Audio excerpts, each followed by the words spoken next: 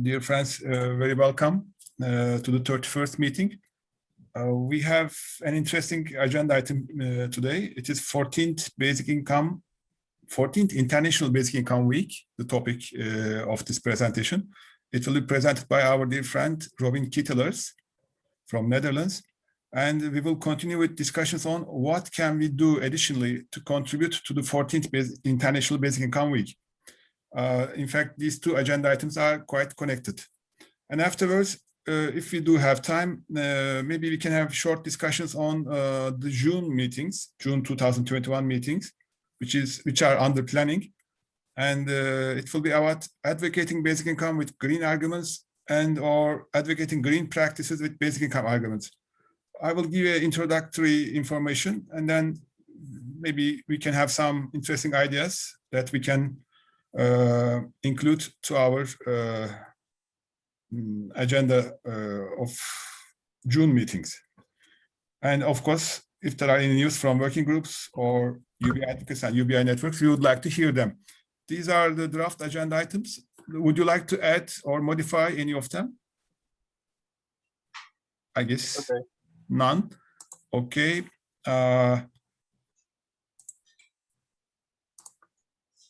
Dear Robin. Yes. Word is yours. We are here to hear you. Okay, I will share the screen now.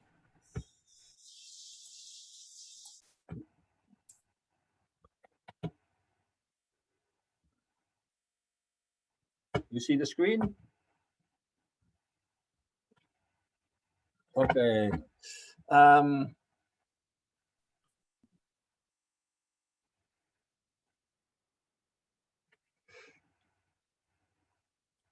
Sorry, I was confused with all my screens here internally. I have to find the button to go start. I'm Robin Ketelaars from the Netherlands. I am an active member of the Dutch Organization for Basic Income, Vereniging Basisinkomen. Also an active member of Basic Income Europe. And I am also active as a webmaster for several basic income websites, where there is also one for the basicincomeweek.org. And I want to tell you something about the history of this week. It was, this time it's the 14th time that it is held. It wasn't always international because the first week of basic income was held in 2008, and it was only organized by Germans, the German network, and ATTAC, Austria, Switzerland, and Germany. And they started a website, Woche des Grundeinkommens.eu, and it was well done. They had a lot of activities, and where's my next slide? Is this it? Yeah, okay. And then the second and the third week were all also only for the German-speaking countries, and then they had every time they had another focus, and the fourth time it was a focus for Europe. And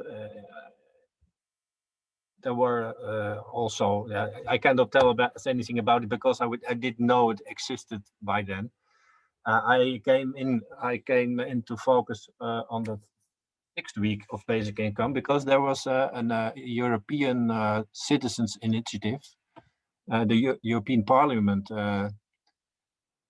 had made it possible for European citizens to have a referendum of some kind. And if 7 different countries started such a initiative, and the 7 countries had a motto or a thing they wanted to be held in the European Parliament, the Parliament should speak about it in only when there were 1 million signatories for that ECI. We call it ECI, European Citizens Initiative.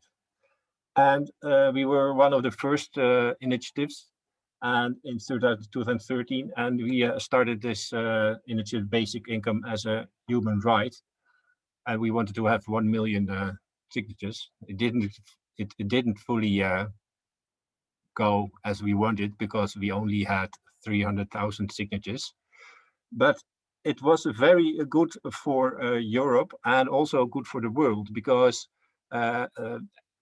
the mentioning of the basic income was quite good. They also started to think about it in the United States and in Europe, of course. And there was this week, what I told you, for in Germany for the basic income, and we started that week as an European week of basic income. And there was also in Holland. I'm come from the Netherlands, so we started also our own website, and we made advertising about that, and we had some activities. So that was very good. And then the next year, 2014, we took up with few people that we had a next week, and we called it an International Basic Income Week, because I created a website and was called it that way. And we had an international URL then. It was set up in English, and we started to make Twitter and Facebook things. So that's how it started. And after 2014, in 2015, it was very good. It was 19 countries participated. You can see it on the slide, all over the world. And also some countries only participated on the internet. And the countries that participated in the first paragraph, they started to have actions, live actions. There was no corona, so they could have live actions. So it really became an international basic income week. So it started to the 9th in 2016, and then it was adopted by the UBI, the Unconditional Basic Income Europe. That is an organization which is derived from the people who started the ECI, what I told you about. The people thought that's good. We have Facebook pages with a lot of followers, so we have to make it a real European NGO, so we can lobby that in Brussels also. And there were quite a few people who lived in Brussels and wanted to do that. So they started the UBI, the Unconditional Basic Income Europe, and that was also a great help in the Basic Income Week, because how more activities, the better. The 15th Annual North American Basic Income Guarantee Congress also adopted this week, and in America they spread it also.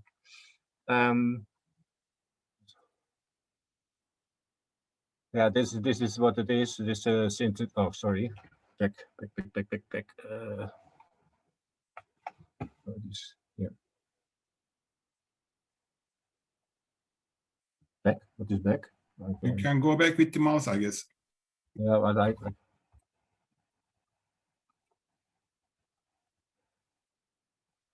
no.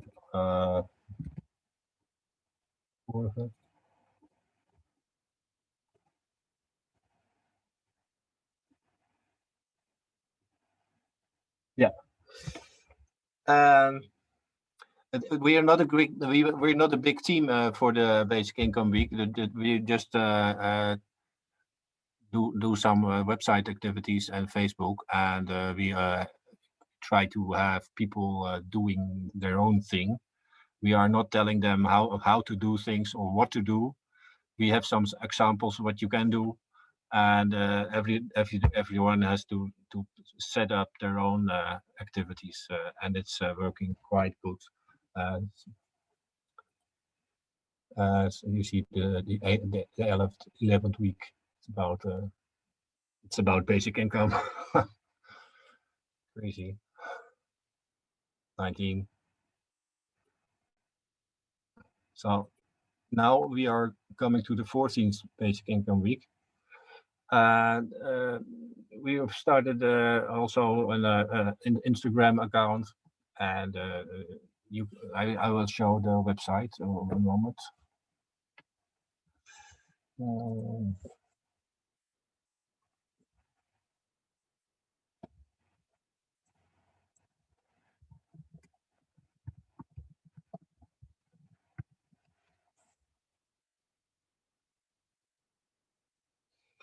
Even kijken, let's do that.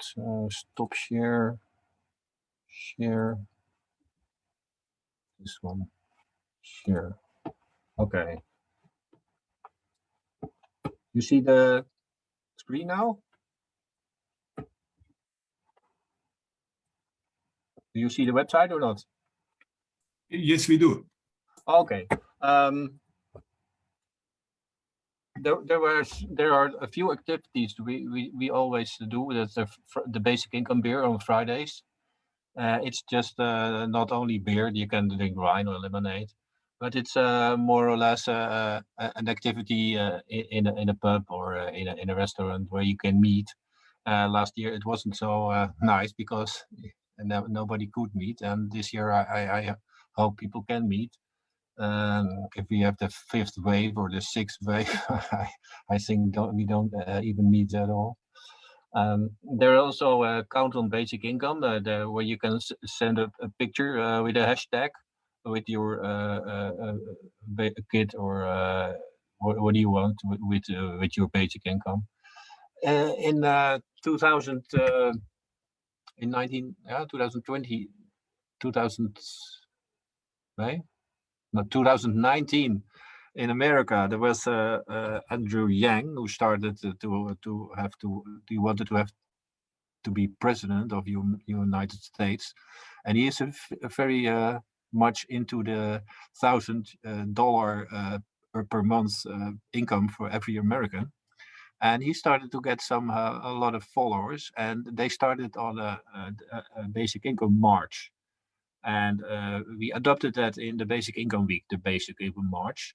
And in that time, also in Berlin and Amsterdam, there were marches. And now it's becoming also an event in the Basic Income Week. There is a separate website for the Basic Income March where you can register your event if you have a march. And last year it weren't only marches because we couldn't march. There were all street activities or flash mobs or small activities, and you could do that in the name of the Basic Income March. There was also that was an idea of Ali. Thank you, Ali. You could do the march virtually by showing your shoe on a special Zoom edition. And there were a lot of people who started to Zoom with Ali, and he made some screenshots, and then we had that's can I have a picture here? Talk on your walk. So there were people here in the Zoom area, all with the shoes. So it's nice to have that, and we think this year we will do that. What did we agree on, Ali? Every 3 hours during the 24/7? Yeah, I mean, maybe not for 24 hours, but maybe 3 or 4 sessions at every 3 hours. Yeah, okay. Every 3 hours, then you have one. Then you have 6 sessions, I think. I mean, the number of sessions we have to decide because it's all over the world, and we have all different time zones. So, can you show the photos of that event from last year? Maybe, or if you like, I can show too. Isn't it on the web? In the screen, it is just the web page. This one. Oh yes. Yeah. Are here. I wasn't sharing them properly. Huh? Any is here,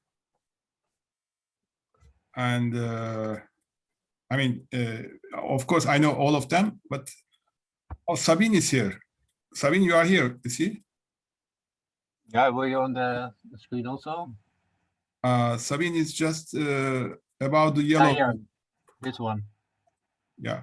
With the black shoe. I am here with my shoe, and Barb Jacobson was there, also Stacey Rutland, and all well-known people, Paul Ettel, George Soros, as all people very active in the basic income movement. So this is the basic income website.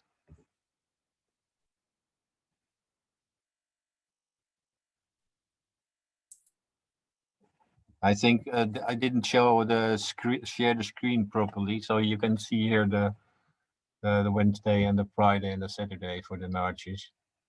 And we also had a videoton. You can send in your videos, but it didn't plan as we wanted, because there were few videos.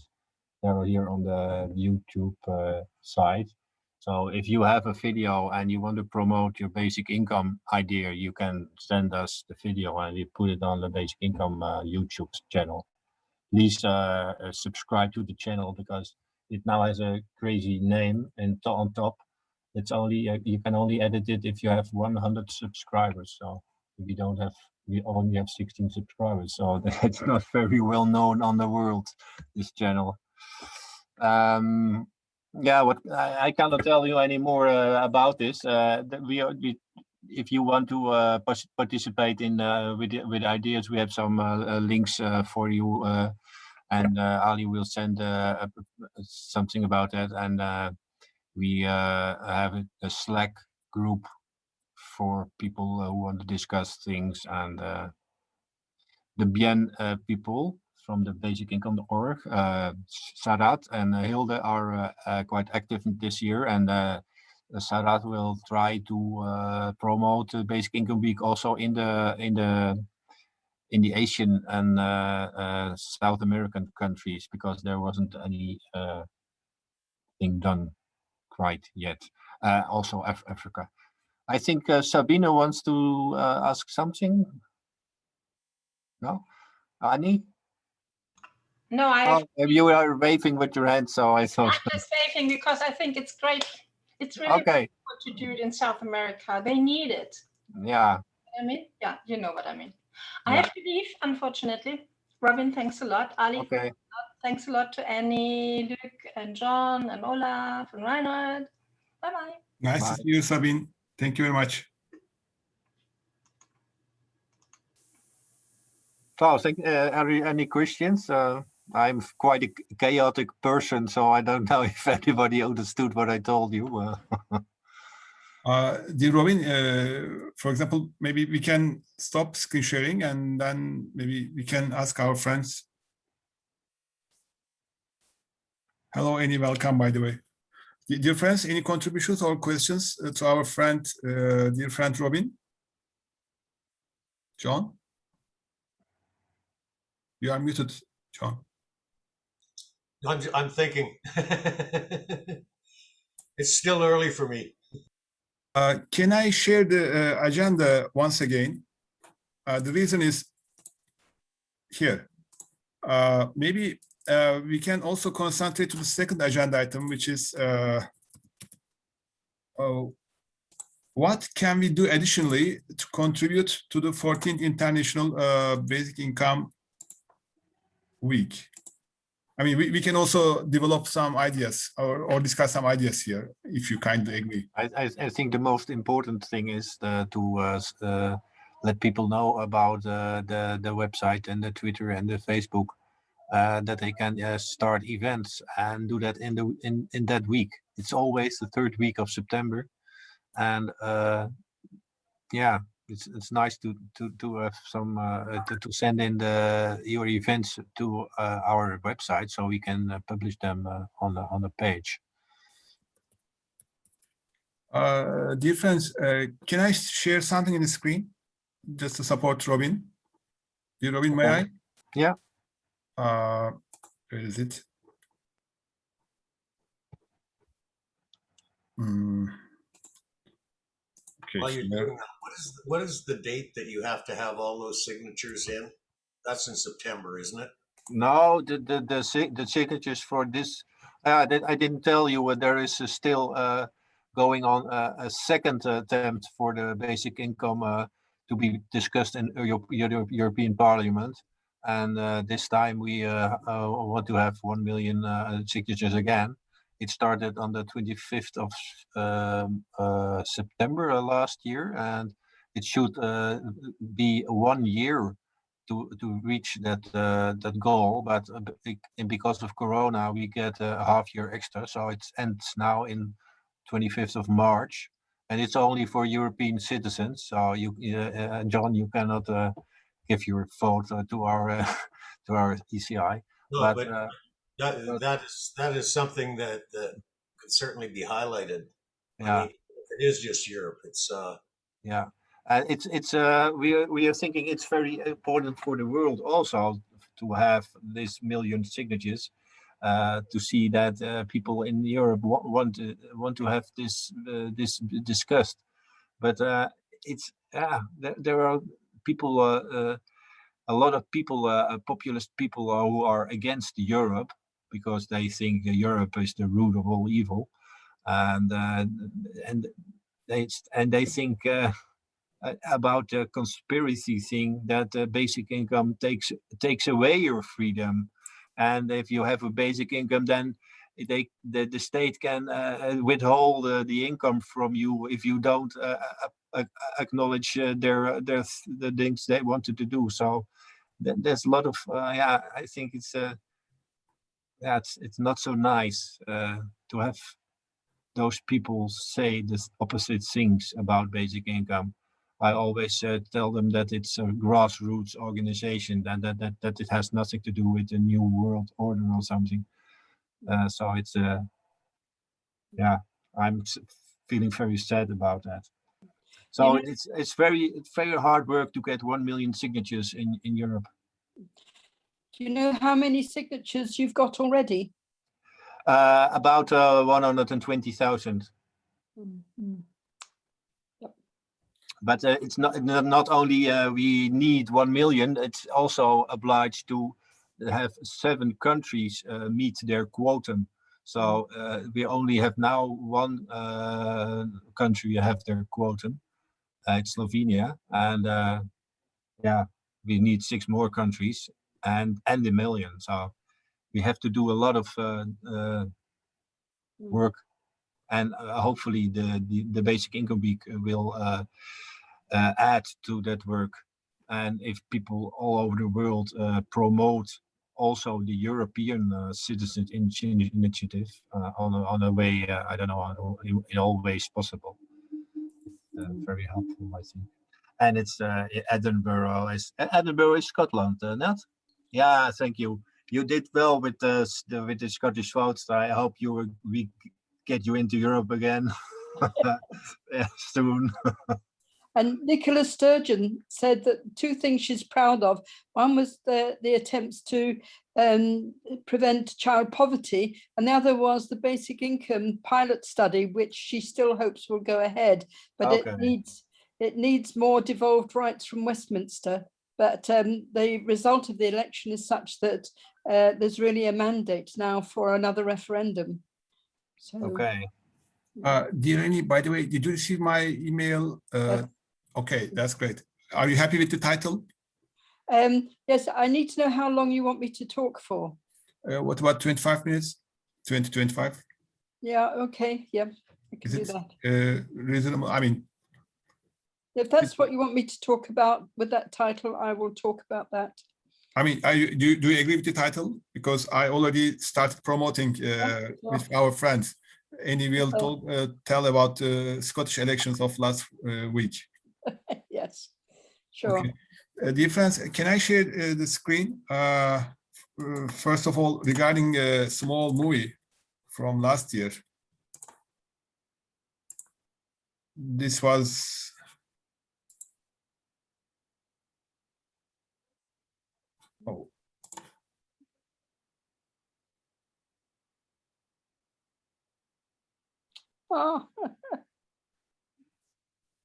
Oh, Ali, can you send that movie to me so I can put it on the YouTube?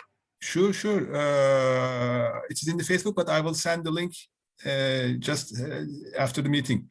Okay. This was a promotion video. I mean, for inviting people. Maybe we should find music on it, but I don't know. Did you see any yourself? yes. And you, Bob. Stacy from USA, Canada, and Czech Republic. And Paul et al. Yeah. No, my point is, Oh, Mike Sanson. Yeah. okay, so let me share something else. And this is regarding the... Merhaba değerli arkadaşlar. Nasılsınız? No, one İnşallah second. iyisinizdir. Arkadaş. Okay, something else at YouTube automatically started. Let me share. Okay, here. Dear friends, the presentation which dear Robin made is being presented in 3 meetings during the best practices during UBI advocacy meetings on 19th of April today, and in the next meeting, which will be held for the Far East area, I mean, different time zone. But during that meeting, we've tried to take some notes, what we can do. Where is it? Where is the key? Okay, here. Can you see here? Maybe I should make it bigger.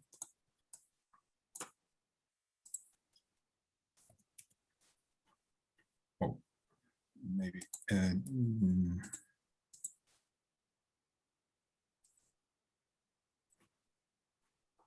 I can do it.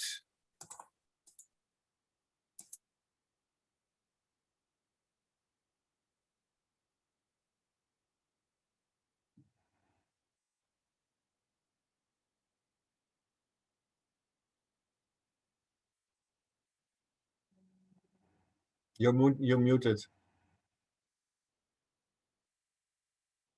I'm sorry. While playing with the mouse, I was muted. I'm sorry.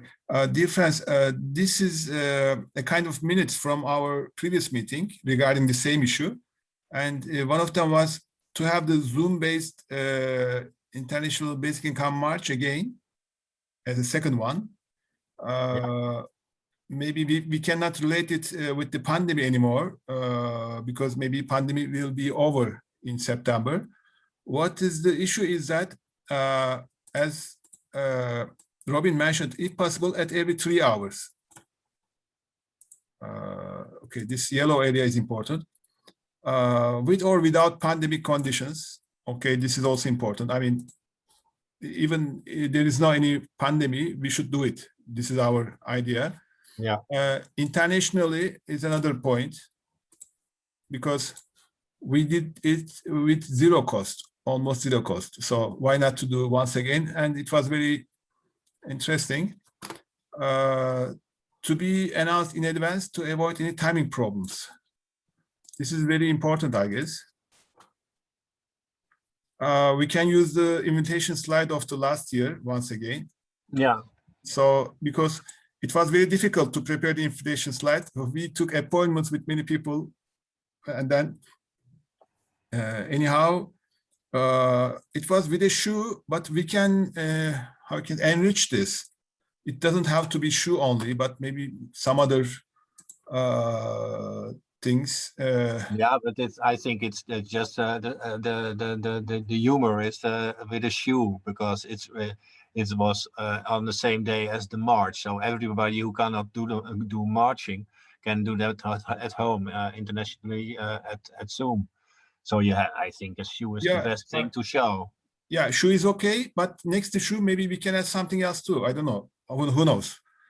But at the end of today, we have at least our shoes. But this part is interesting, I think. Last time, there was a contribution from India and Turkey. There were some chorus, youngsters and some ladies. They they sing songs. They sang songs. They sang songs. Okay. If possible, why not to do this year too, in local languages? For example, we can start with Japan or New Zealand. Where were those songs about? I don't know, but mostly happiness and for future, for how I can say freedom. I mean, it's not that important.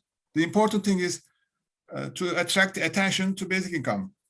Yeah. Oh, hello, Peter. Very nice to see you.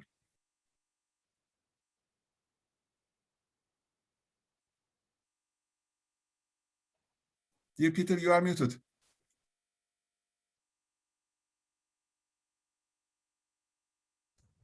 Yeah, sorry, I had a competing Zoom with a ICANN, so I'm happy to join now. I'm sorry for being late. Dear Peter, dear Robin made a presentation regarding the Basic Income Week. From the first Basic Income Week up to today, he gave detailed information. And this year it will be held on third week of September. Dear Robin, would you like to summarize very quickly to Peter too? Yeah, it's always on the third week of September, and it's 20 to 26 September 2021.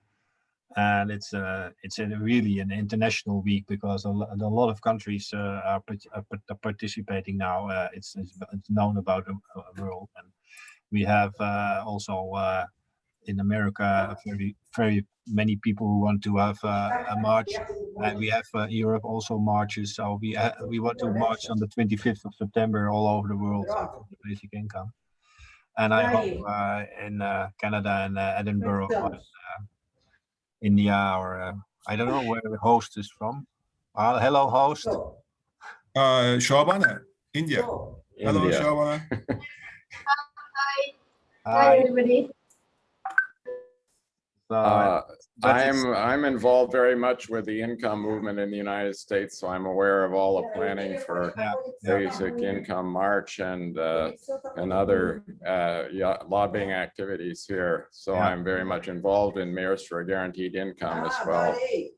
Yeah, we adopted the march into the Basic Income Week because it's on the same date, the 25th. It's within the week, so.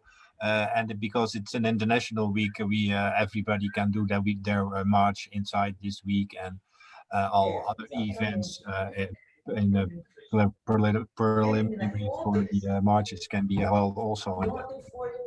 So yeah, I'm currently in Oregon rather than Brazil, as I have been for the last 20 years, and I will be in Maine at the time of that. So I've made contact with some Maine people to see if there's something I can help on that physically, but I'm always available online. Dear Peter, dear Shabana, maybe after your joining, maybe can I show this 1 minute long video once again? Let me.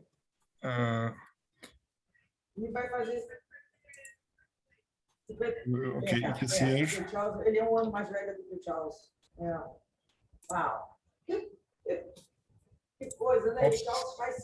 Who is doing the phone call? Peter, can I mute you? Zaida is on the phone, I guess. Okay, I already did. Okay, by the way, best wishes to Zaida. Okay, I find it. It's only 1 minute.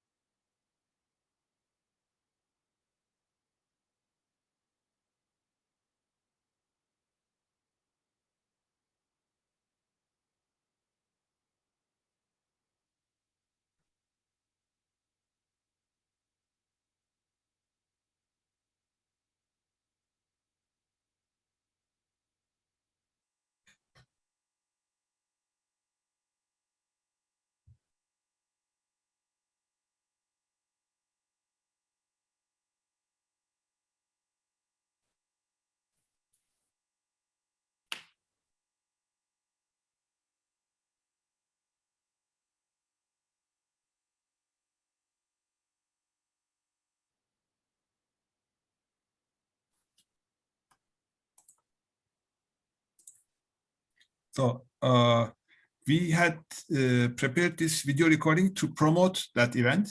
Do you remember? And during that event, we had several sessions. And in one of the sessions, friends from India, they sang a song or a few songs, a chorus. Am I correct, Shovan?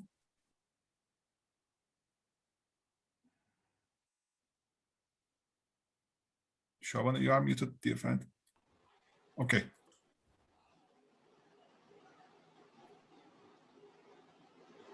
You want me to share something? No, do you remember with your youngsters, I mean, with your students from the universities, there were some interesting contributions? Yeah, we prepared, 3-4 songs they would prepared. Okay. I have already forwarded to you in your WhatsApp. You might be having everything. Okay.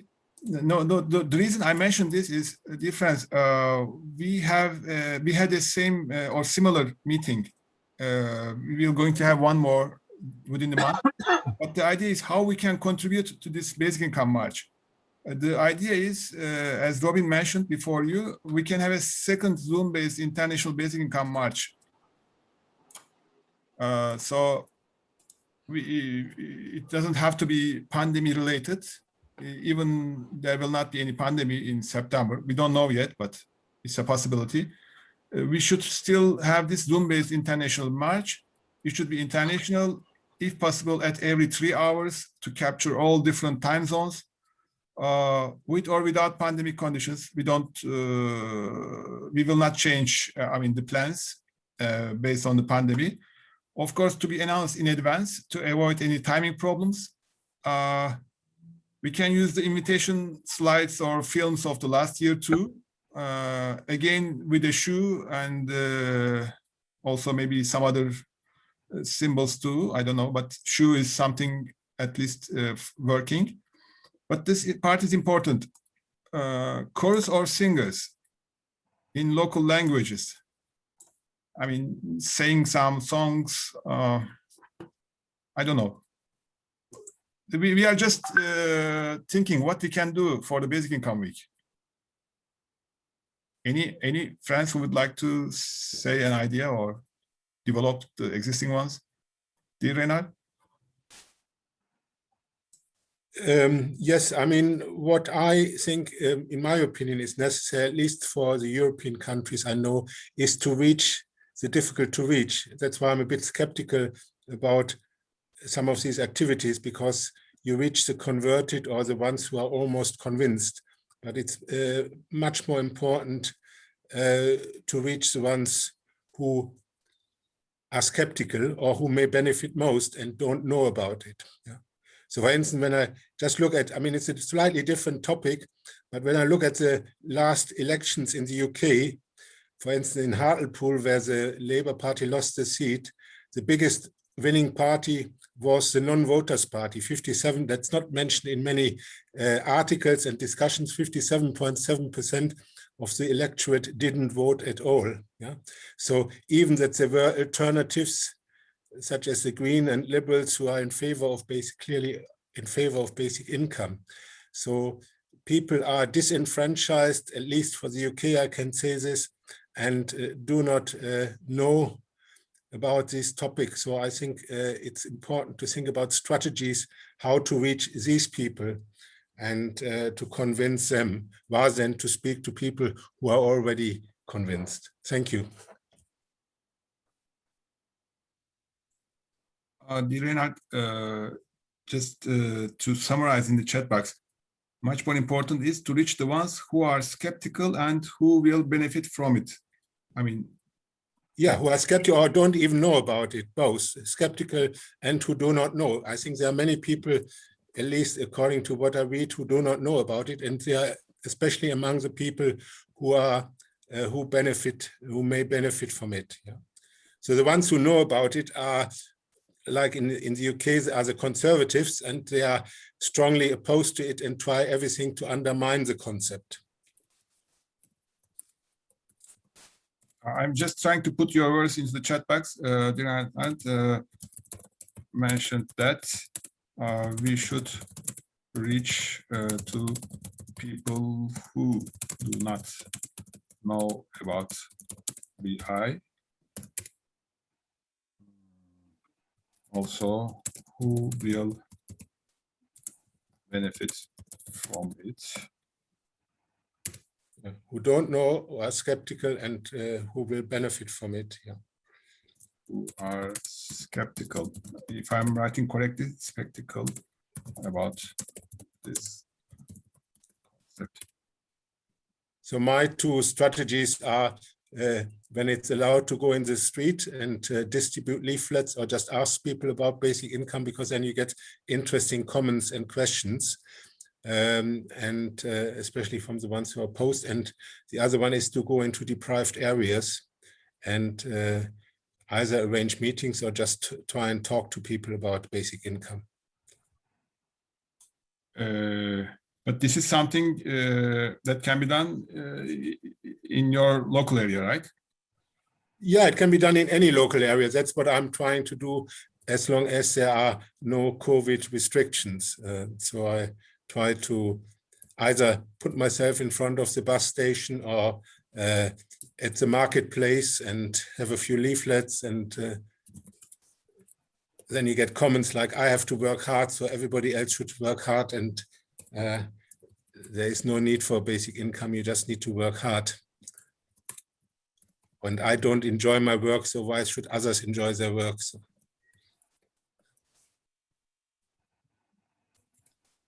I try to write like this: after the COVID period, to get in contact with the society and talk about the concept at the marketplaces, bus stops, etc.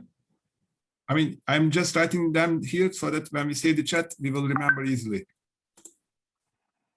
Yeah, it's fine, Ali. I mean, I mean, if there is any missing, please add in the chat box.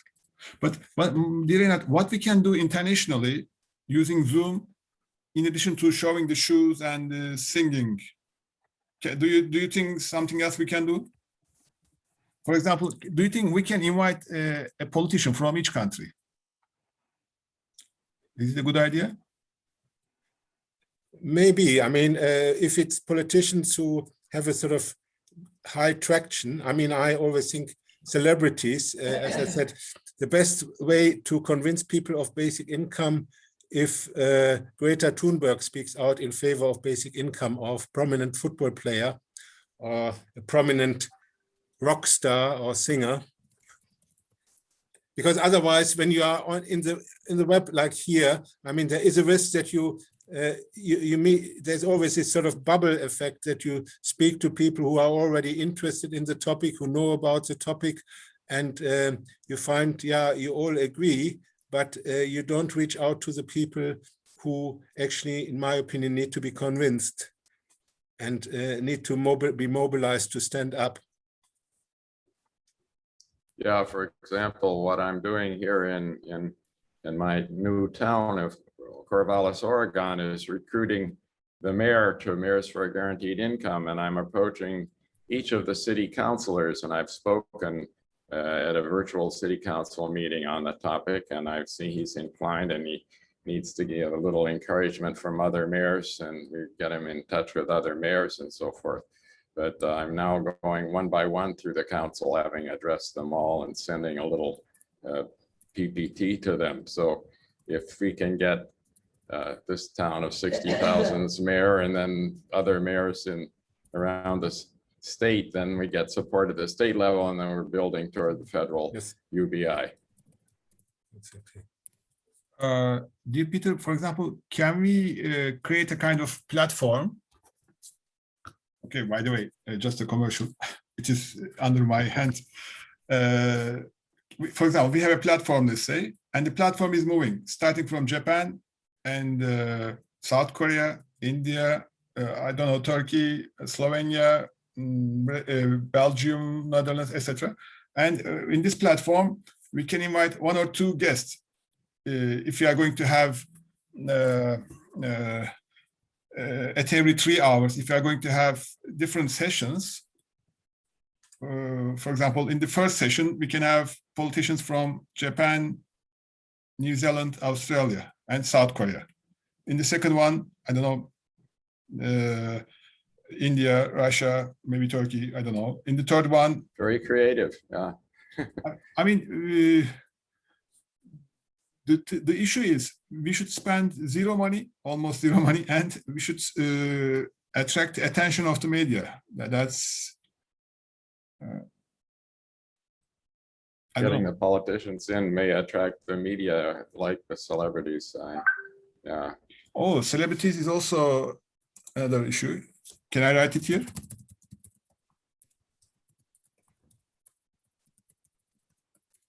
Do you think if we use YouTube recordings during such meetings, do you think we will have a problem? For example, regarding a song or something like this? Because chorus are not that good. I mean, performance is not that good. For example, instead, if we have a YouTube recording, we can share it and it will be very high quality. And it will be very easy compared to inviting a group of friends to sing a song. I think having something that's available asynchronously, like a YouTube recording, is a great idea. Dear friends, do you know, I don't remember the details. How was the case in the We Are the World campaign? They were traveling around the world, right?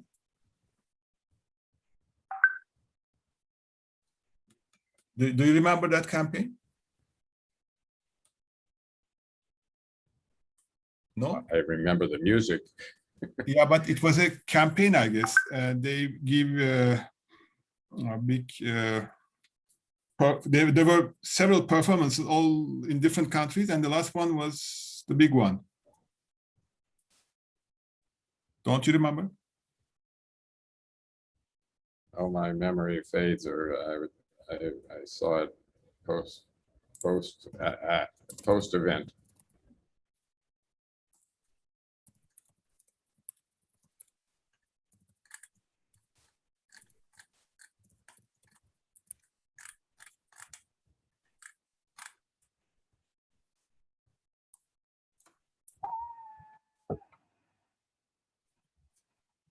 By the way, I'm working with this ICANN social media working group, and they have all kinds of materials on how to be more effective on social media. I may share some of them with the UBI advocates after I viewed them. But they have little courses, they have little videos, they have all kinds of things. So what's ICANN, dear Peter? How do you write it? Internet Corporation for Assigned Names and Numbers. If anything controls the internet, it's ICANN. It is the organization that supports and links all the domains in the world and has all kinds of, every couple of years, the international conference, and they have regional organizations and local organizations and specialized organizations by type. I'm involved with the at-large, which means the users. Is it correct, dear Peter? ICANN? ICANN. ICANN. Okay, it's correct then. Yeah. ICANN. If you just Google it, you'll see, you can get a lot of information about it. It is the organization that coordinates the development of the internet. Let me share very quickly based on your. I'll put it in the chat. I guess this one, right? Yes, it is. How do you find these tips or in the resource? Well, I'd have to look through it, but I'm specifically have some involvement with the social media working group that I'm getting reconnected to, and I may be involved in some more other more formal responsibilities, but I can send some links when I've found what I think is most effective. I put into the chat box the link of it. So you suggest us to study ICANN, and maybe we can have some interesting ideas. Yeah, I mean, there's social media strategy. So these keywords are social. The keyword is social media strategy. Well, there's something called a social media working group. You can probably find something, and if you go through the site and find it, then some of the parts of the site are probably restricted to password protected, but I'll see what I can find.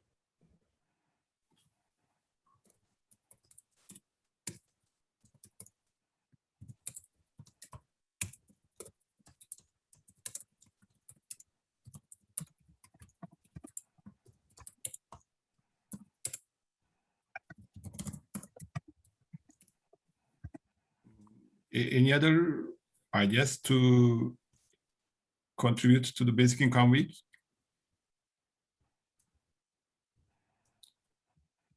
Oh, dear John, John, would you like to explain what you shared in the chat box? I just ran across that. I was doing a little searching and found the ICANN at Large Social Media Working Group, and that's basically what it. Yeah, that's it. You did it, John. Good searcher.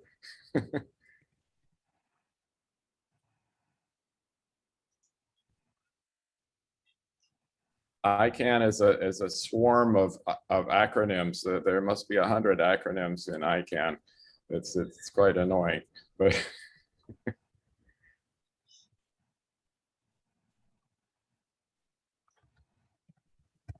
I will check for it. Interesting. Thank you very much, dear friends.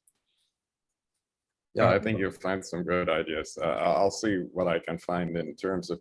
There's a guy by the name of Jonathan Zook who makes videos, and they've set up various little courses for including how to be a Twitter star, etc., etc. I need to educate myself somewhat more because I've been a rather passive member for some time. I've been so busy with other things, but I am sort of re-involving myself now. But because when I was in Brazil, I couldn't effectively, and it's by your nationality that you're associated with ICANN, so I couldn't be a representative from Latin America, and so I wasn't physically in North America and not that much involved with it. So other than UBI and some political things, so now I have agency. I am back in where I can vote and take political action. Peter, by the way, we are following you. You are bicycling all the day. Yeah, well, I can't paddle yet. I haven't got permission from my authorities to paddle, but I've got a brand new board, but I'm dying to get it out and on the Willamette River and some lakes around here. We'll see.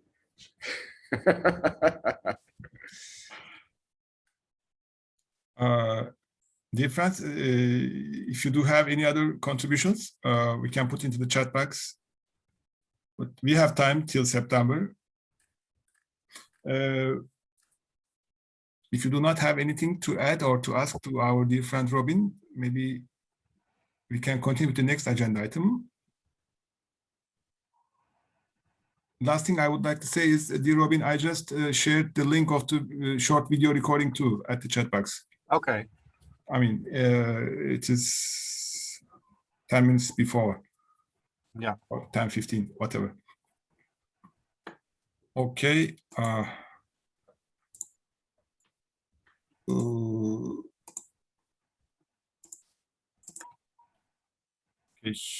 here is.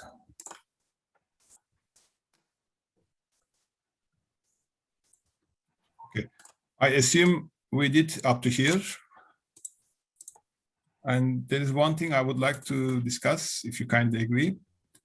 Dear friends, you remember I shared a message and I received too many emails I put all of them into a folder, and I'm planning to answer them one by one, but it's a huge number of emails. The issue is what we can do regarding collaboration possibilities with the Green Movement. So I think we can have a session on, during the June meetings. You know, we have two meetings, one is at 8 a.m. GMT, the other one is 14:30 GMT. And we can discuss advocating basic income with green arguments and advocating green practices with basic income arguments. My point is, let me share the other one too. I'm sorry for my broken English, but. Oh, it's fine. Okay, so within that email, the aim or the target of this effort was also mentioned to point out the common, similar, or correlated arguments, or the arguments which do not wish to support each other of both movements. This was the first target. Second target was to investigate the collaboration possibilities between the two movements. In fact, we made a meeting regarding the women movement and the basic income movement. It was very successful. And why not to do it with the green movement too? To encourage the green movement to consider basic income more seriously and intensely. So this part is important, I guess. And to motivate them to introduce collaborative efforts between basic income and green movements. That was the idea. We can have two meetings in June 2021. And my point is, let's invite all friends who send a positive signal to this issue, for example, including Peter Knight.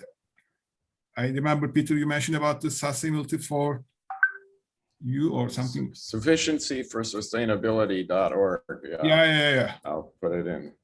Yeah, there are such organizations, and many friends send small information. We can request them, okay, please come to this meeting and tell what you are doing and what are the possibilities. Do you think it's it will be a meaningful meeting to do something like this?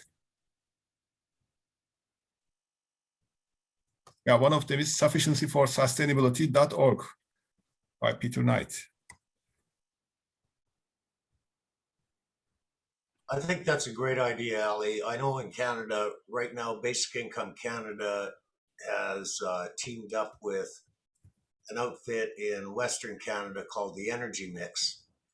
And I can't really talk too much about it yet because it's not out of the wraps, but they're just in the process of putting together a team with considerable federal grant money to study the intersection of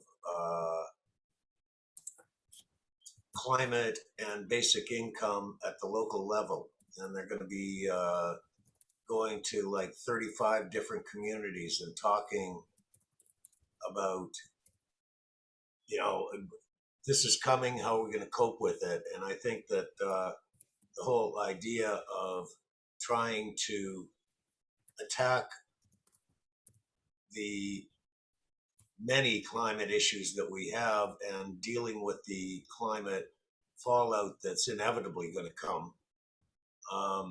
We all know that the most vulnerable are the hardest hit, and basic income is going to be a requirement if you want to get those people on board and not only get them on board, but have them able to cope with the fallout. So I think the intersection between climate and basic income is enormous, and we should absolutely be working on that. That's great. Huge potential from Canada. That's what I understand. Yeah.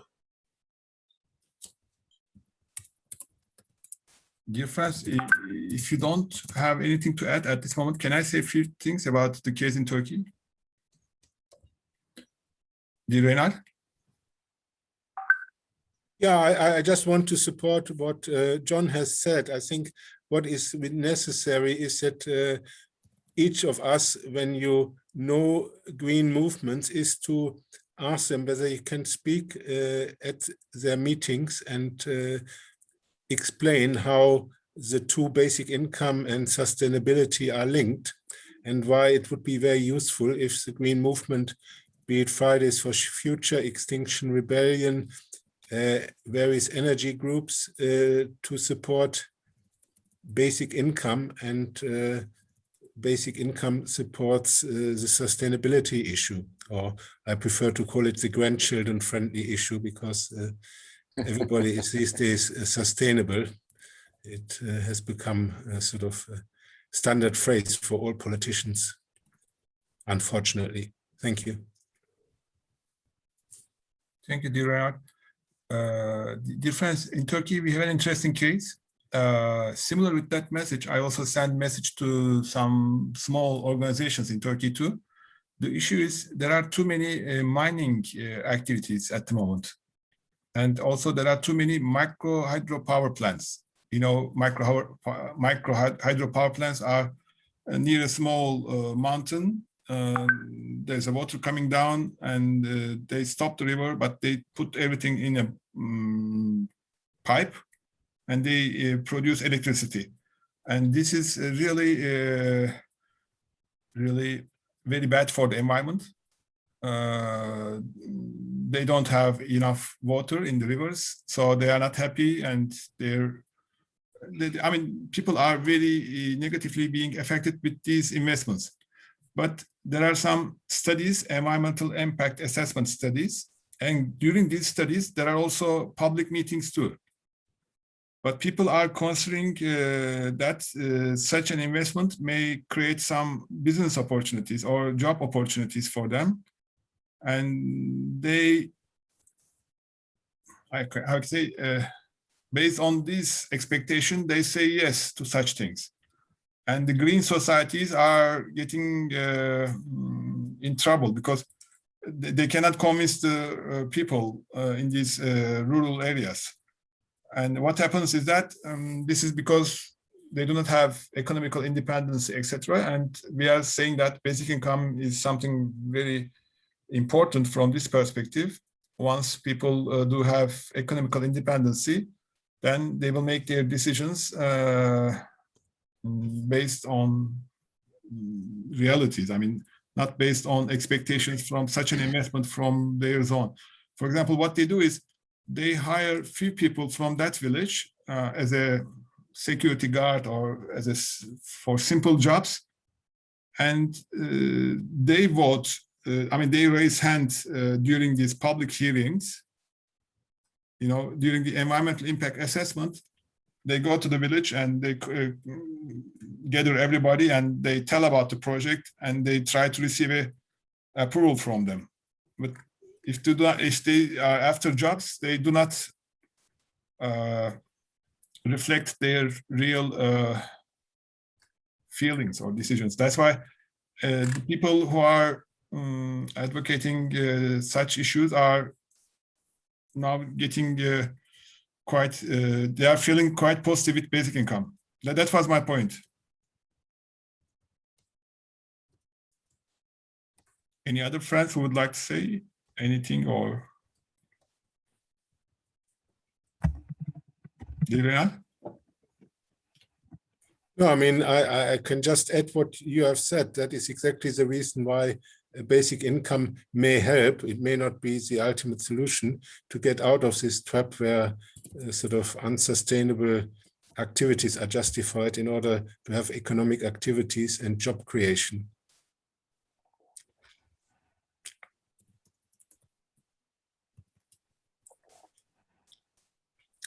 Yeah, and I agree with Olaf. I mean, yeah, there are basically two opposing opinions about basic income. And I think a lot has to do how it's financed and what level it is. That sort of one poll says basic income will just increase consumerism and make matters worse. And the others say it helps to get out of this sort of ecological trap. But as I said, in my opinion, it depends how the basic income is financed and to what level. So that's why I'm personally opposed to a partial basic income, because it may exactly create this sort of support this consumerism. Thank you. Thank you, Reinhard. Reinhard, what did you say? You are against or in favor of a partial basic income? I'm against a partial basic income because it is exactly what I fear as well, that a partial basic income will actually increase consumerism and also basically is a salary subsidy for multinationals to sort of offer poorly paid jobs and say you have a basic income, so combined it will be sufficient. People still have to work to have enough income, so it's not a good thing to have a partial income, basic income. I think basic income has to be high enough to be fully independent of any work and activity. If you can live happily, sober heavily, and you cannot be a real consumer if you have enough money to live on. So if you want to consume, you have to work. And so the whole thing about the basic income, we don't need more jobs. We just need more living people. Yeah, fully agree. Dear friends, do you think it might be a good idea to invite the friends from Degrowth and listen them, and maybe it might be an interesting discussion? Yeah, maybe we have a session with them. Yeah, dear Olaf. In Germany, there are quite a few meetings with them, I think, in the past. I was in one of the meetings of UBI last week or 2 weeks before. It was about Degrowth also. Yes, you were there. I attended the session. Yes. Yeah, I was there too. Yeah. I think. Sorry. In the Netherlands, we had 2 years ago a session with our basisinkomenvereniging with Kate Rewards concept of the donut and economies. It was very well visited, and it was in the meeting that we had it last year also, but due to some circumstances it didn't happen. So we want to do this end of 2021 again, session with basic income and donut economy in Amsterdam or Rotterdam. Kate Raworth is an interesting professor from UK, and she was also, you remember the meetings held by the Vatican regarding the future, the Assisi meetings? I think Kate Raworth is the inventor, in my opinion, of this donut concept. Yeah. But I mean, it would be good to have somebody from Degrowth. The problem with Degrowth and also its opponents is, and that happened also in the meeting we attended, is you need to clearly define what you mean by degrowth. You see, some economists say, okay, you can have economic value growth, I mean, in terms without increased material and energy throughput. I have my doubts, but unless degrowth people, and that's what I was missing in the session I attended, say exactly what they mean by degrowth, and sort of, is it the sort of an economy which has no increasing throughput of energy and material, or is it an economy which stops basically having additions to the gross domestic product? Did I not?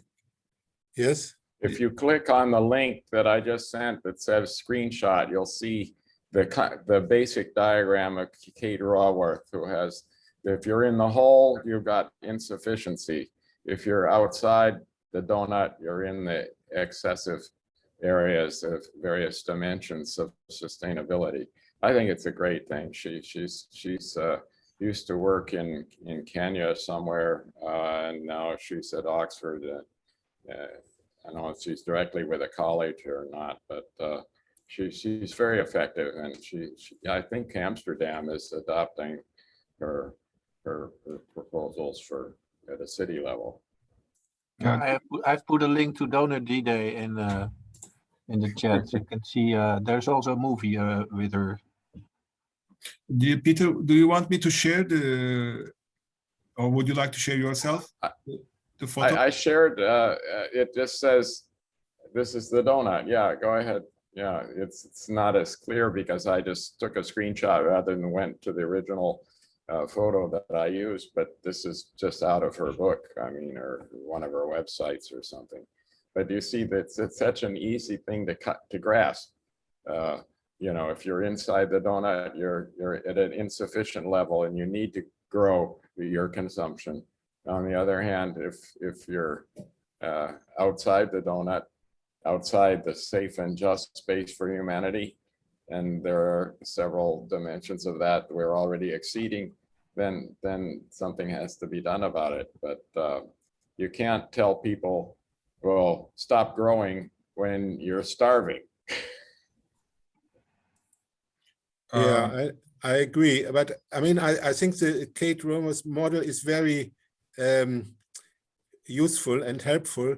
What I haven't heard yet, I mean, I attended some sessions about it, is how do you convince business organization? Because in our capitalist system, unless you tend to grow, you will fail eventually. You will be outperformed by your competitors or taken over by your competitors.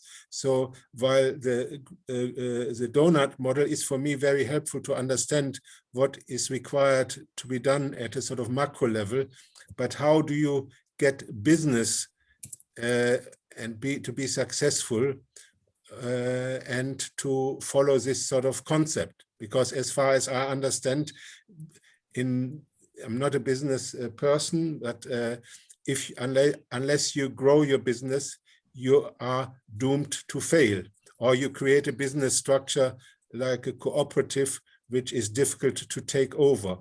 But otherwise, you are likely, if you are sort of in any sort of type of business. And that's what I do not understand. How do you link the donut concept to the sort of business microeconomics?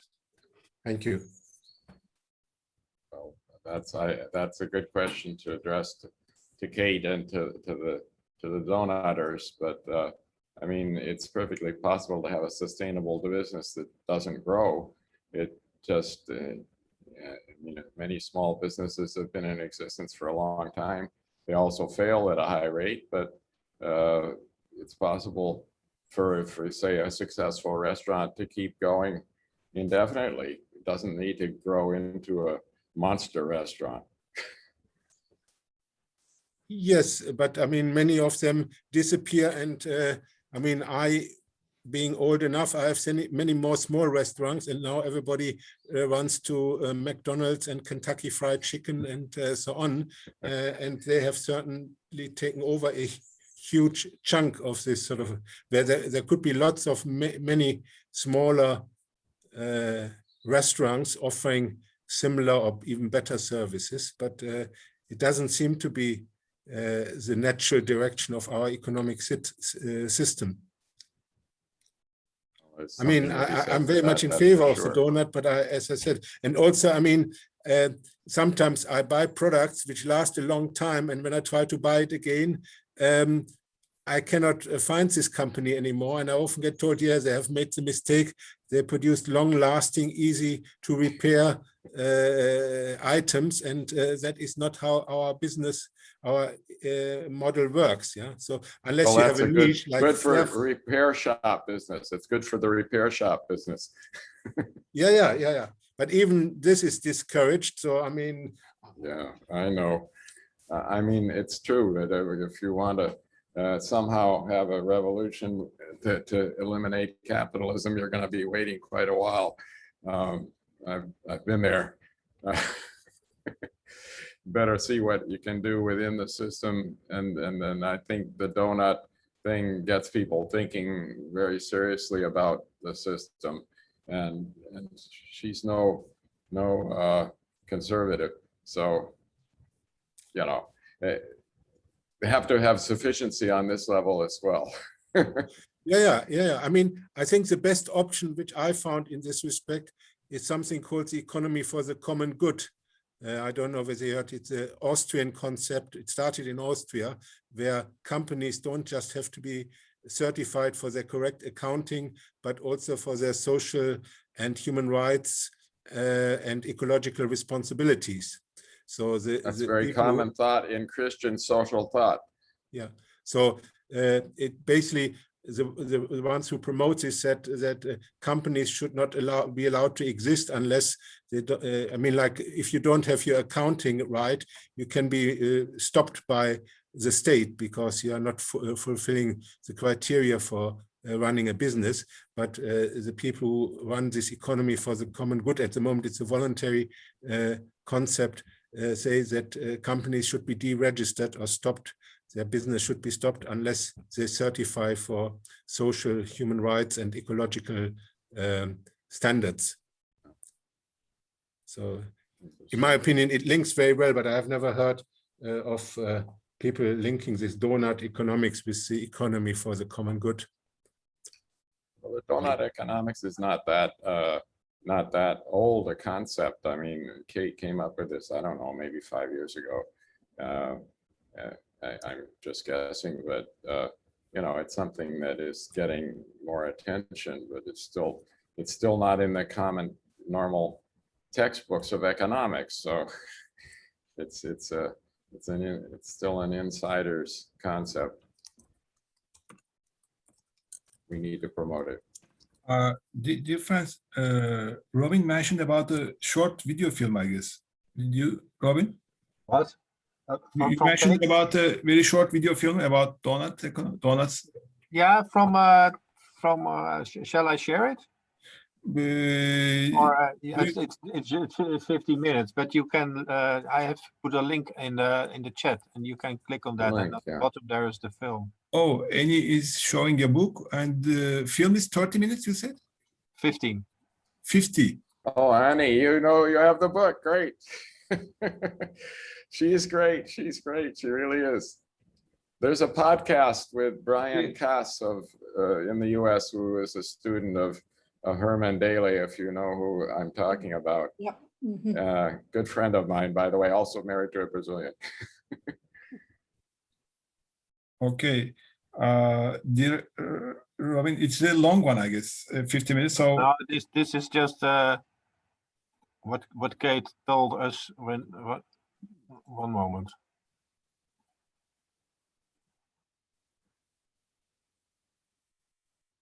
That's Kate.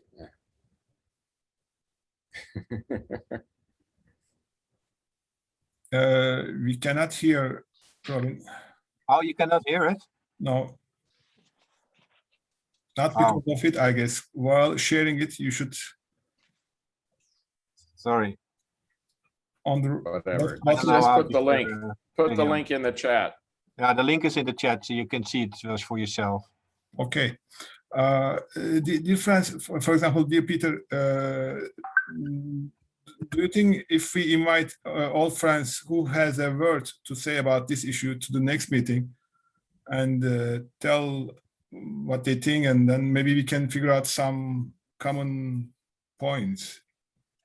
Can you, for example, do it as your network? I can try.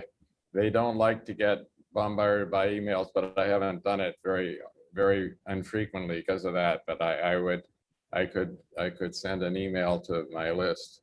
No. What I mean is, if you do it, it's also welcome. But what I mean is, maybe you can tell about what that network is doing. What are the intersection area between your activities and basic income, and then maybe we can have some inspirations from your speech. I'm happy to talk about it, but I must say that as a network, it's not very successful. People do not want to be bombarded with with group emails, and really people get together on specific questions. The main achievement, I would say, is something that I've done, is put up these read and view suggestions, which are basically a reading list and viewing list. They're everything from books to articles to short videos to longer ones, and you can explore them. I gave them on the site, the read and view. They're grouped in 3 somewhat overlapping areas of innovation, sufficiency, and sustainability, but there's a lot of stuff there that can be digested pretty quickly. That, I think, is the major achievement of this network, which doesn't really work as a network. Okay, but at least we can hear from you. Yeah, I'm happy to talk. Okay, that's great. So maybe John, maybe you can also say a few things about who are the major players in Canada, what can be done, or any intersection sets. Well, there's lots going on in Canada right now, Ali. It's we have actually there's a bill in Parliament that basically suggests to the government that they establish some actual put a ministry in charge and start towards working towards a basic income within I think it's 40-year parameter. And this ministry, whoever the ministry would end up being, would have to report back on what they've been doing. Who knows if that'll pass? It's a government-friendly backbencher who is putting it forward. But right now in Canada, our biggest problem is our prime minister. We've got a lot of the liberals. The liberals are leading a minority government, and there are a lot of backbenchers in the Liberal caucus who are on board with basic income, but the leadership is still thinking firmly within the box, and they don't want to try anything that is going to commit a government to long-term funding over X amount of time. So they're good with investing money in infrastructure, which is a project and then it's done and the money's done, but they don't want to do something that is going to commit them to X number of dollars every year going forward. Because they don't see it as an investment, and that's something that I think that this whole movement has got to start pushing a lot better. We keep talking about eliminating poverty and yada yada yada. The bottom line, it's not so much about eliminating poverty. That's going to happen regardless. It's a side effect. What it's going to do is give people more autonomy and more ability to make their own decisions, and it's an investment in individuals and therefore in the country. And we've got to start addressing our talking points in that within a framework of human rights. But in Canada, there is lots happening. There is a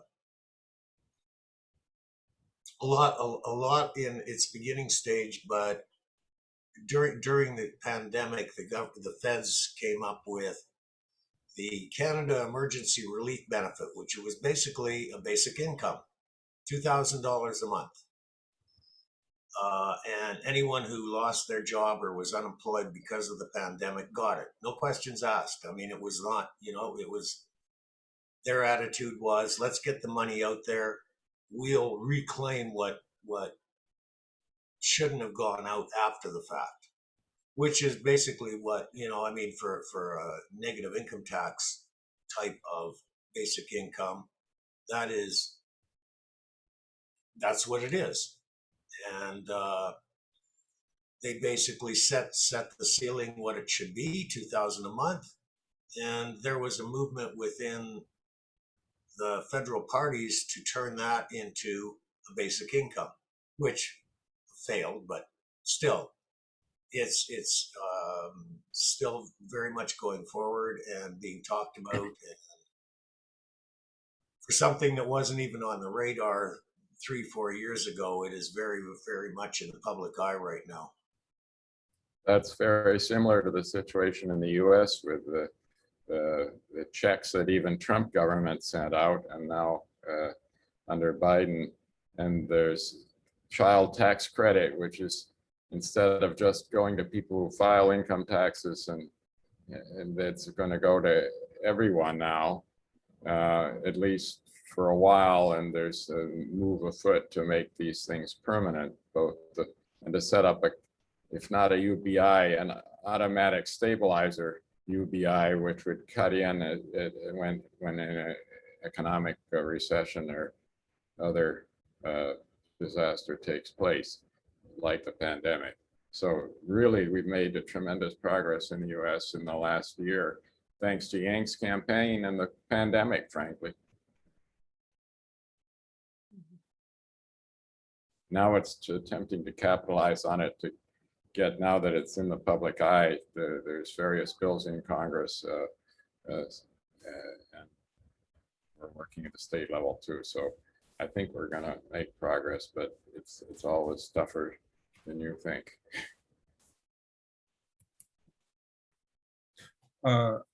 Dear Peter, now you are back to USA, and do you think it might be possible? I mean, we discussed this before once again, but it might be possible to hear a speech from a gang team, core team member, or I don't know. Or yes, I think so. If we get a specific date and so forth, I can explore it through the income movement and Humanity Forward. Oh, something that I'm curious about. The mayors for basic income in the States, they just got $15 million from Jack Dorsey. Yes. And that's for pilot programs. Yeah, exactly. And I'm wondering, I honestly have never heard him speak on basic income. Do you know if he does, or if this is something that he just decided, hey, I got an extra 15 million kicking around. This sounds like a good idea. I haven't ever seen him speak or seen a video of him speaking on it, but he, like Elon Musk or even Zuckerman, a lot of people in Silicon Valley, Sam Altman, who have donated or at least supported in verbally the idea. They know what's coming down the pike with innovation side with regard to jobs and income and the hollowing out of the middle class. So whether it's a question of self-preservation or social concern, these people are, a number of them of a significant importance in Silicon Valley, see the writing on the wall, and they know they're creating the creatures, the AIs and the robots that are going to take over. So there's an interest in a subset of them.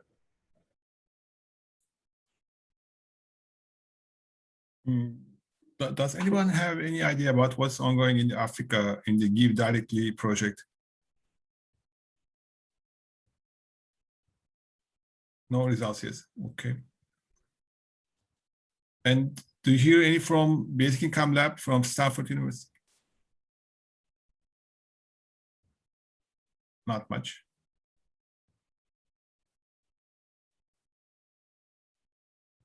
Okay.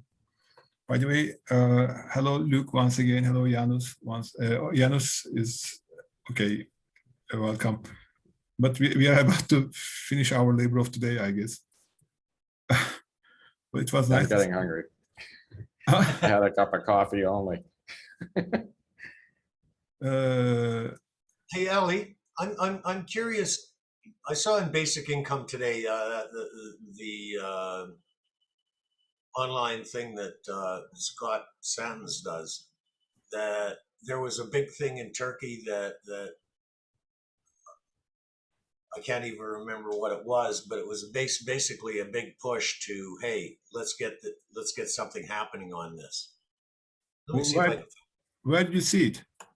Let me see if I can find it. Hang on a sec. Scott is absolutely fabulous. I'm Yes. one of his Patreon sponsors.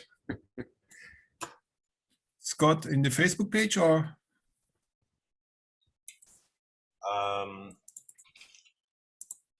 Basic income today.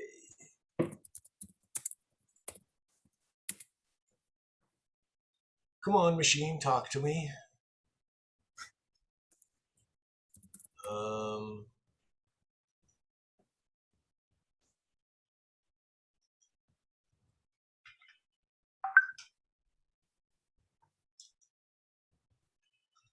Okay, it's in the chat. Let me see what's it. And let me share.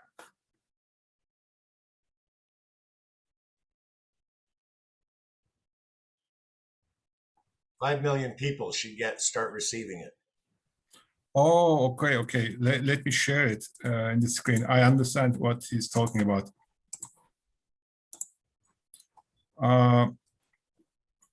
He says that, no, this is what to say. Guaranteed basic income saves lives platform in Turkey recommends that 5 million students start receiving monthly basic income. Yeah, I know this group, and they requested us to make a presentation for them in July. They are trying to organize certain civil organizations, but the thing is, they were considering basic income as a kind of gesture at the beginning, and we convinced them that it should be right, not like something a help or a gesture. And then now they are not happy with the definition of the basic income, which says to all individuals. So they say we have to have some income test, and based on this income test, we should decide whom to pay this basic income. But what they are doing is they are preparing such papers and sending to different environments. We are also supporting them. You see, they say that there's a platform, and we are also in the platform, but we are not fully in conformity with their words. For example, they consider like an emergency basic income, and to certain groups of people, not to everybody. And they say, do you think basic income is a insurance or an assurance or something else?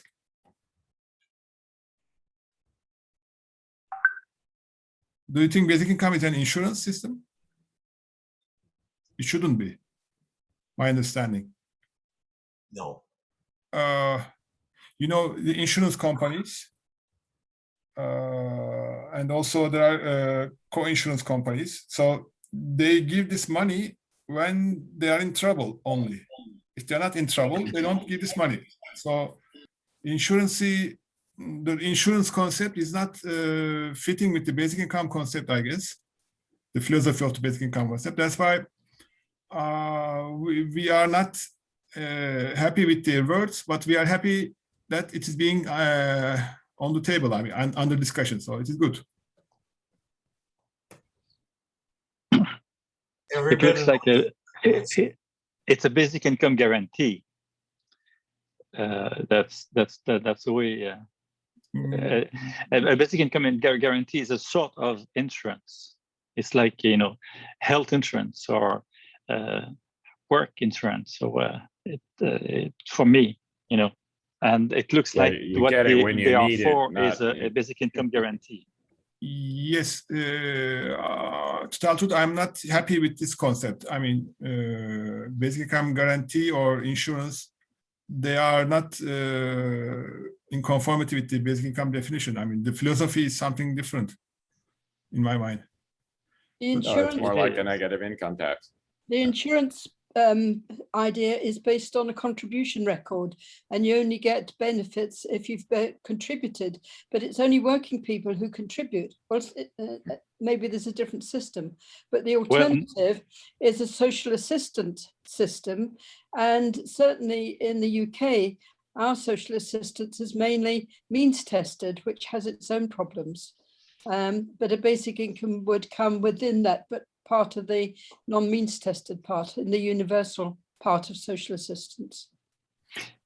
But what I mean is that the notion of insurance is for income is close to an insurance for health. You don't. It's not something you've paid for. It's for them, for all people. You get sick, you're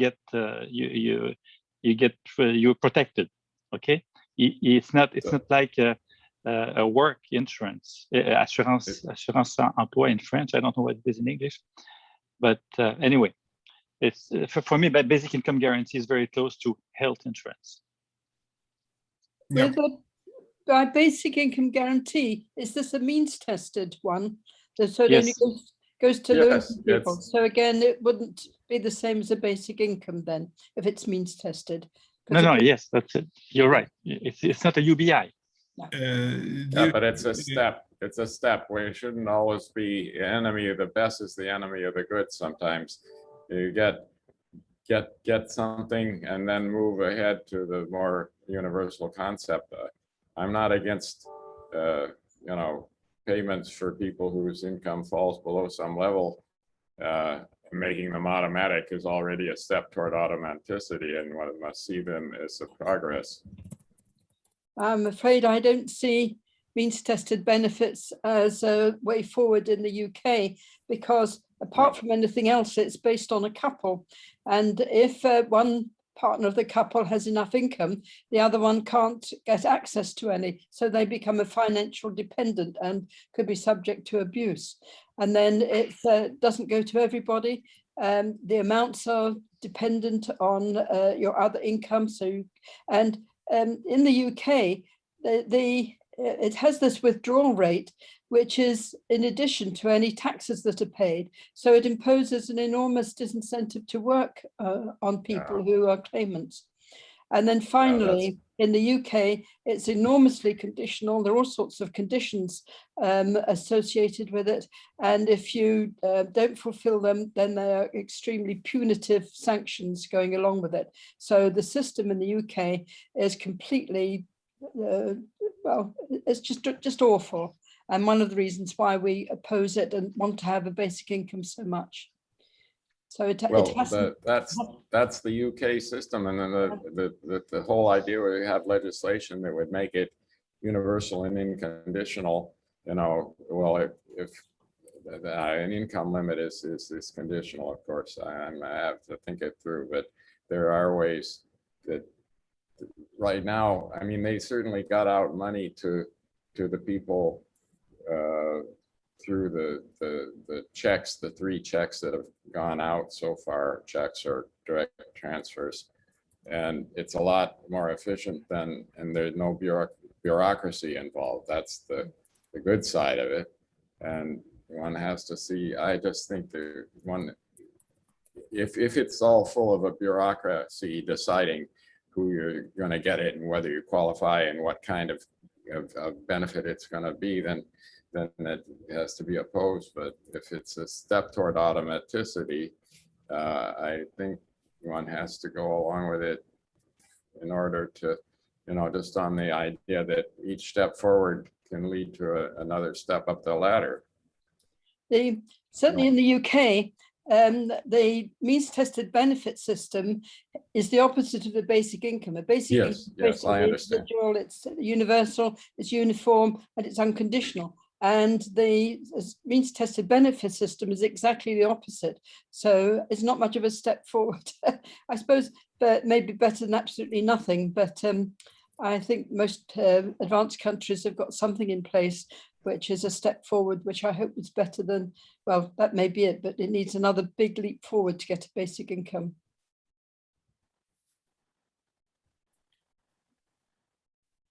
Sorry, I seem to have put a stopper to the discussion. No, they are very No, valuable. Annie. Mhm. The British system is very rigid in that sense, and it's possible that legislation could soften the edges a bit. I don't know.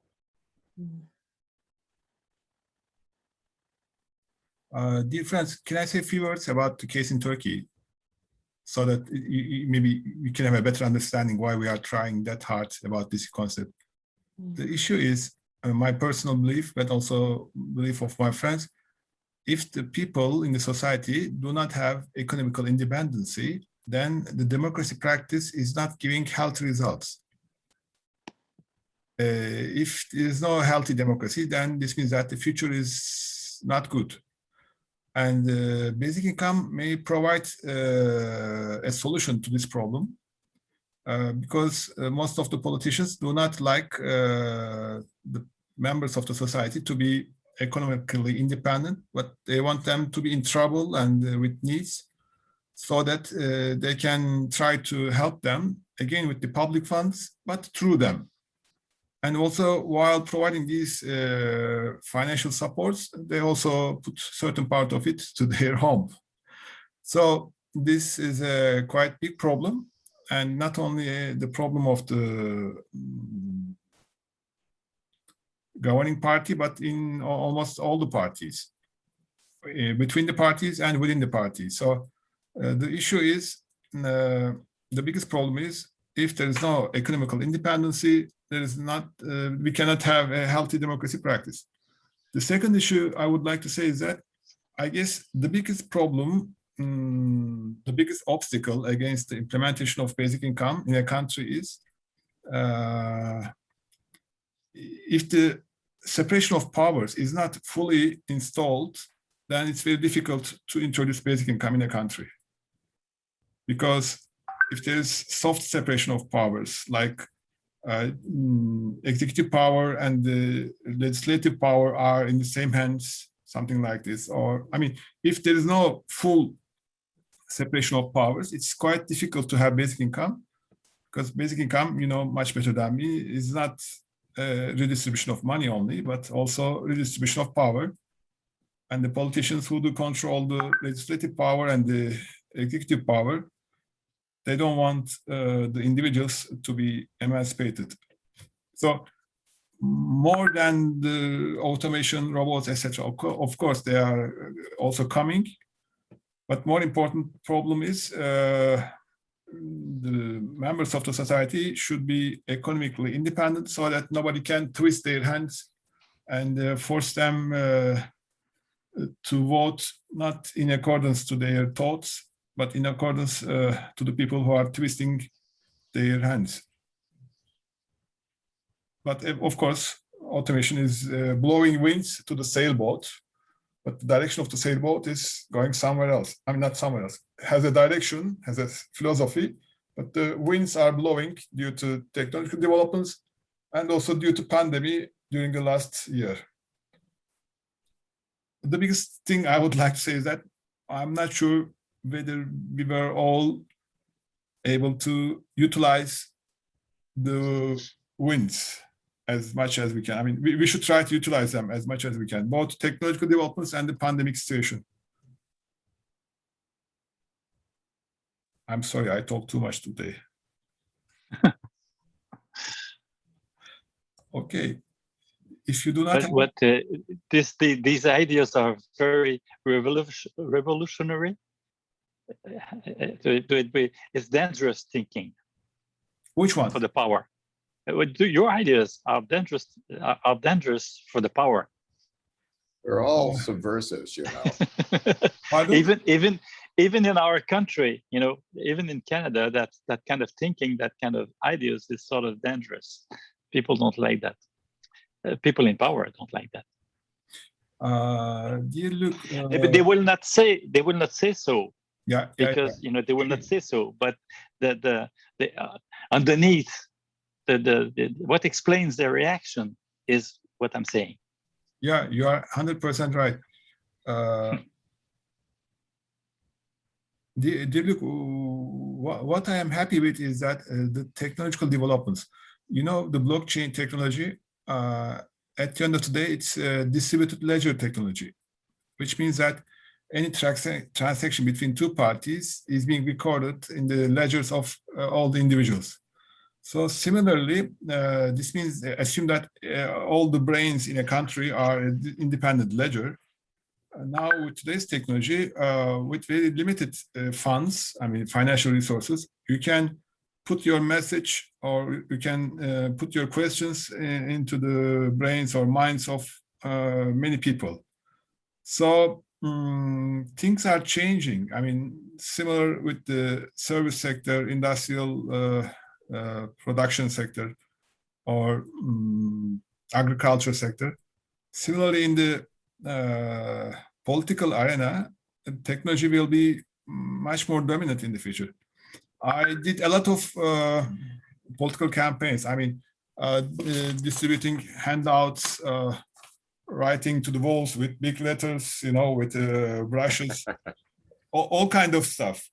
But right now, they are all meaningless. I remember guys were trying to distribute handouts, and police was following them and putting a kind of something like this to them, tack, tack, tack. So they don't want to do it. So what they do they were trying to go into the bus, but while climbing the stairs of the bus, they were putting a bunch of messages on top of the bus. You see, and the bus starts moving. No, bus starts moving, then the papers are flowing one by one, one by one. I mean, these were the old days. Now people are preparing a slide in Facebook or in Twitter or whatever, and they are targeting a group of people. Let's say they give the range of the age, let's say between 20 years and 35 years old ladies in this area. You can send a message, or to youngsters, to retired people. I mean, based on your categorization, with very limited money, you can reach too many people. I don't know. Very many people, not too many. That's a common English error. How much? Wait. You don't say too many people. That means an excessive number of people. You say very many people. Very many people. Lots of people. Yeah. You're an English coach. Thank you. Thank you. Dear friends, then we can finish our labor of today. It was very interesting. And we should, I guess, give maximum support to Robin and our friends regarding the International Basic Income Week. And in the June meetings, we would like to invite all the friends who has a word about the, what was the title? Let me find it. Green Movement. Yeah, Green Movement, advocating basic income. No, basic income advocates who are also supporting Green Movement, or advocating basic income with green arguments, or advocating green practices with basic income arguments. So we can have such a session, and then maybe we will have some inspirations, who knows. Thank you very much. Thanks, Ali. Nice to see you all. Nice to see you all. Bye, Ali. Thanks for your leadership. On Saturday at GMT 11 o'clock, it's too early for USA and Canada, but at GMT 11 o'clock, Dear Annie will make a speech. It will be about the recent elections in Scotland last week, 6th of May. There's a huge, big success. Annie, would you like to say a few words about this? Maybe. Please do. Just to say that the elections they were in Scotland, they were the Scottish Parliament, which is a devolved parliament, but they don't have many powers. Most of the powers are reserved to Westminster, but the Scottish National Party has been in favour of independence, as has the Scottish Green Party, and the SNP the major party, has also been interested in basic income, and they would like to have a pilot experiment, but they can't get the right powers in order to do it. Anyway, there's been the election had in its manifesto that they would be going for a second independence referendum sometime during the first half of the next 5-year term of office. And so they now have a mandate to do that, because 72 out of 129 of the members of the Scottish Parliament are in favour of a second referendum. So it's going to be very interesting in the next few years. It won't come immediately, because First Minister Nicola Sturgeon wants to concentrate on the recovery from the pandemic, and then to look at how to get a legal referendum. Scotland was very reluctant to leave the European Union, and we understand that we can't get back into the European Union unless we have a legal referendum, unlike what the Catalan won in 2017. And but I hope that we have a further referendum to find out whether we want to rejoin the EU or become part of EFTA, along with Norway and Iceland and Luxembourg and Switzerland. No, not Luxembourg, Switzerland, for instance, because that may suit us better than actually joining again. But all of this is for the future. It just means that we've got a very exciting period of politics ahead of us now. And I'm just so grateful that we've got this mandate now for the Scottish people wanting to determine their own future. They haven't elected a Tory government, a right-wing government in Scotland since 1959. And yet we've been dominated by Westminster governments all that time. Sometimes the Labour government has worked in our favour, but you would think that the Westminster government wouldn't be interested in losing 5 million of its 66 million population, but it's not the people it's losing, it's all the resources that it wants to exploit for its own purposes that is there. And in the last few decades, it has appropriated Scotland's oil and squandered it by reducing tax rates on rich people. It's given away our fishing rights to the EU when we joined. It has lumbered us with Trident and other nuclear weapons on the Clyde. And I'm sure they've got their eye on our renewable energy and on our water, because water is national in Scotland, but it's been privatized in England and is now owned by 14 different French companies who each rake off a profit from it. And yet I don't think they've learned their lesson. Anyway, Scotland is quite different from a lot of England, not so much the north of England, and Wales is now considering the possibility of independence. But what I'd really like to see is each of the main regions in England also having independence, so that they too can determine their own future, the sort of society they want to create, the sort of investment opportunities they want to make available. So anyway, watch this space. It's going to be quite interesting in the next few years. I just hope, I mean, I'm getting on now in years, and my two wishes are, first of all, Scotland becomes independent, and secondly, it introduces a basic income. I think it's too late for an experiment. We can't wait 7 years for another experiment, preparation 3 years, getting the results, analysing them. We need it now. The best experiment is to introduce a low-level basic income initially. Sorry, Reinhardt, that means a partial one to begin with, and then gradually increasing it maybe every year or every other year until you get up to a full basic income. And then the population get adjusted to it, and the rich people are going to have to pay for it. Well, be able to adjust slowly, so it's not just an immediate shock to them. And so they won't feel so much grief about it if it's introduced slowly. We've had a 2-year Scottish study, feasibility study of a basic income pilot in Scotland, and their papers are now published. It's a very easy website. Perhaps Ali, you can write it down on the chat form for us. It's www.basicincome.scot, SCOT. And All their papers are there. All 500 of them are published, or it gives references to there's another website as well, but you can get it there. That's right, Ali.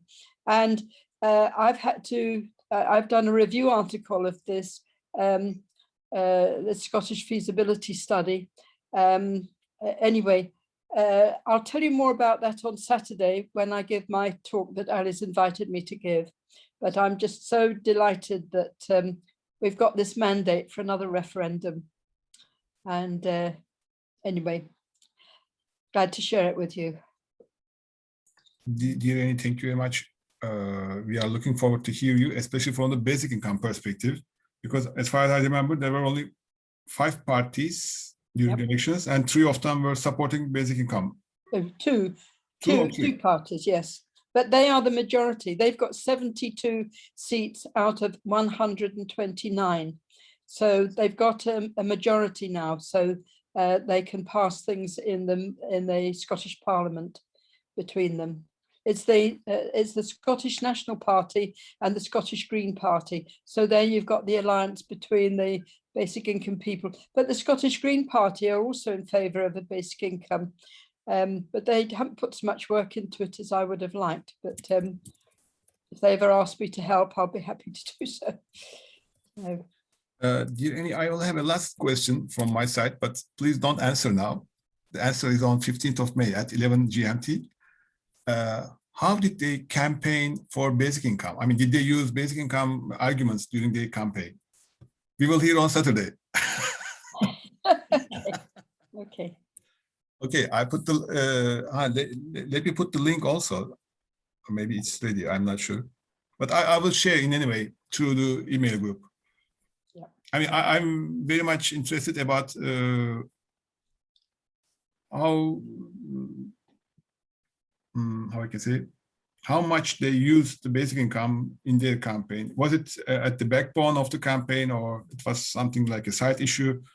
No, independence was the main thing, because that's what we need first. We need to get independence so that we can have our own powers to be able to implement a basic income. Now, one of the things that's happened with the Scottish feasibility study, it said it would be a good idea, but Scotland doesn't have the powers to hold a basic income experiment. And so one of the things that this has been one of the cases put forward for independence. And then once we've got independence, then we can consider basic income. So they're very much interrelated, but the independence has to come first. They identified 4 challenges. One was that the Westminster institutions like the Department of Work and Pensions, Her Majesty's Revenue and Customs and the Treasury won't talk to the Scottish the Scottish team in order to be able to implement it. Secondly, they say that it will cost too much, but they've used a rather stupid costing system. There's challenges trying to integrate a basic income scheme with the current UK social security system, and there are some quite difficult issues there. And also, they flagged up the problem that it may have negative work incentive effects, but they haven't explored that possibly very well. And in my review article, I criticise them for not understanding what's going on and using the wrong figures and so on. If they'd used a better scheme, it wouldn't be a problem. So anyway, more of that on Saturday. Thank you very much, dear Annie. Dear friends, hope to see you in our future meetings. Yep. Okay. Also in Saturday, hopefully. Who knows? Thank you. Okay. Bye, Peter. By the way, Peter, we didn't hear any news from Mike from the Basic Income Congress organization team. We are waiting news from them. We made all our submissions regarding the papers and etc. We are waiting. You are muted, dear friend. Dear Peter, you are muted.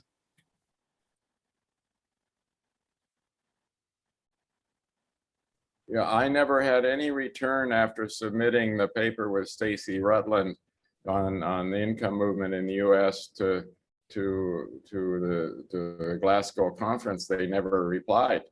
The BN conference for this year.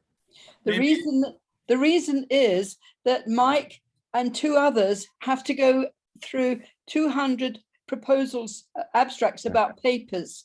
And he's a very busy person, and the other 2 people are very busy, and they're still trying to find a time when they can get together and go through them. So it's not that you've been rejected. In fact, I think they would make every effort to include as many of these as possible, having lots of parallel sessions. And they're expecting to have a large participation of delegates, because it's going to be free, because it's virtual, and so it saves on airfares and it saves on accommodation costs. So it really is going to be quite an exciting session. So I hope lots of people will sign up for it. Okay, let's hope. Thank you, dear Amy. Good. Yeah. Oh, you got to work on it too. Gonna do something for NA big, but I think Stacy prefers not to do a paper for that because it's coming up too fast. Right. Okay. Okay. Good evening, good morning, good afternoon, dear friends. Bye for now. Bye-bye. Still morning. Bye. Yeah, ciao. Ciao, Time for ciao. breakfast.